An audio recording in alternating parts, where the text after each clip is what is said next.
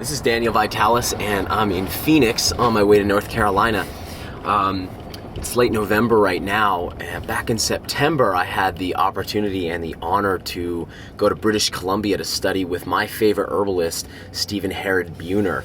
I had the opportunity also during that 5-day workshop to film an interview with him where I got to ask him some of the questions that I really wanted answers to, and I think you'd want some answers to as well. So here's the interview. Please enjoy it, and please post your comments so I know what you thought of it and what you'd like to know in the future.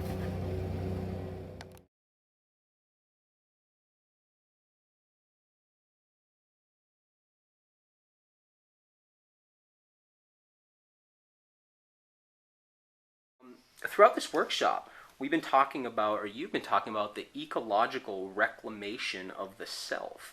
So, what's the first step? What does this mean to you? And really, what's the first step in rewilding ourselves, and, or I guess what I call becoming feral? I like that phrase, becoming feral, becoming a barbarian. I'm particularly fond of that. There's this neat guy, kind of a wild barbarian man himself, Jesse Wolf Hardin, down in southwest New Mexico, not too far from where I live. And he said this great thing once. He said, I too, like this land, have lost parts of myself. And I think all of us go through that. We are born with, you might say, a 360-degree personality, and then as we grow, people start telling us, oh, I don't like that part, or it's too noisy, or it's not civilized, or oh, be nice to your sister, or it's not nice to try and eat your brother, or things like that. And so you begin to put all these things in a bag and just become, you start to take parts of yourself and put it away, and you start to become just much less than you can be. And it's very much like the landscape that's around us, that slowly plants and animals and things begin to be lost from that, and so the ecosystem itself becomes less vibrant, less whole, less wild, more domesticated, less frightening to human beings. You might say the grizzly bear in us, the wolf in us, those things have all been taken away, and what's left are plantain and dandelion, and that's fine as far as it goes. But so what happens is, in a way, the ecological reclamation of the world begins with us reclaiming the parts of ourself that have been lost. And the more whole we get, the more our wildness comes back, the more we can deal and understand why wolf and grizzly bear, snake, poison ivy are important.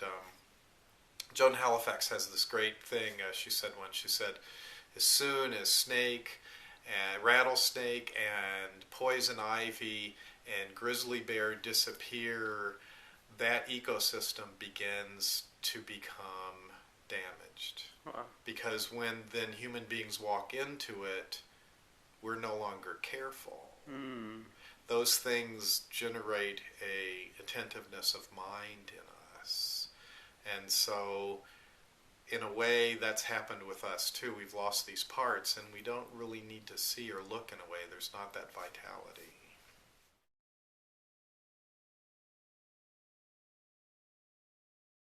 Beyond the molecular biology of a plant, in other words, like besides its alkaloids or its phytochemicals, what's really meant, especially I guess the way the First Nation people kind of would say the medicine of a thing, what's meant by the medicine of the plant? Because what we've been really focused on here is it's not really the chemicals in the plant, is it? Well, the thing is, in the Western people, when they start working with plants, they're looking at all of the molecular dynamics of it and the chemistry of it, and they're saying, it's like, it's the berberine in golden seal that makes all of the difference. That's what the healing is, or they'll say, they'll take artemisia and they'll say, it's the artemisinin that cures malaria.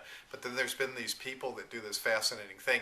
They take all of the artemisinin out of some artemisia, then they give it to people with malaria, and they still get well.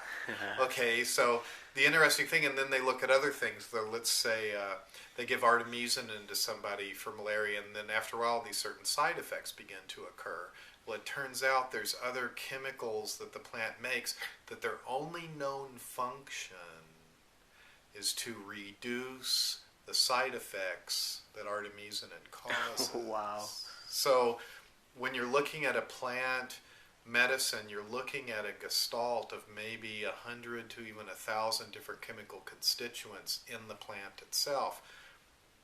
And they work in such a complicated way. That's why they say herbalism is really more of an art than a science. You can't treat plants as just raw drugs. There's this synergy of all of those parts that are involved, and that's one huge piece. But the other one is, you have to understand, plants are highly intelligent. Most people think they're stupid. Oh, they can't run, they can't fight, we can't find a central ganglion. I mean, where's their brain, But the thing is, plants are highly responsive to their environment. Their nervous systems work almost as fast as ours.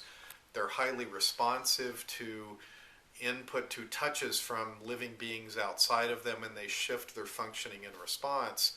So what we're talking about is dealing with a living being that has this complex synergy in it. So when you begin to take it, you're looking at this thing that's more than the sum of the parts, and that's the medicine of the plant. I mean, you can reduce it down to, you have diarrhea, so you take blackberry and that helps stop the diarrhea. And yeah, you can start that way, but when you get into the more sophisticated realms of it, you're dealing with this thing that's more than the sum of the parts, that can't be found through reductionism, but you can feel it, you get a sense of it, the art of it, and that's what you begin to work with after a while. That's what they meant by the medicine of the plant, or sometimes they might even call it the spirit of the plant. Right, so it's more like the plant's personality or the plant's archetype is its medicine then? Well, to a certain extent, each plant does have a personality. Each species has a different personality.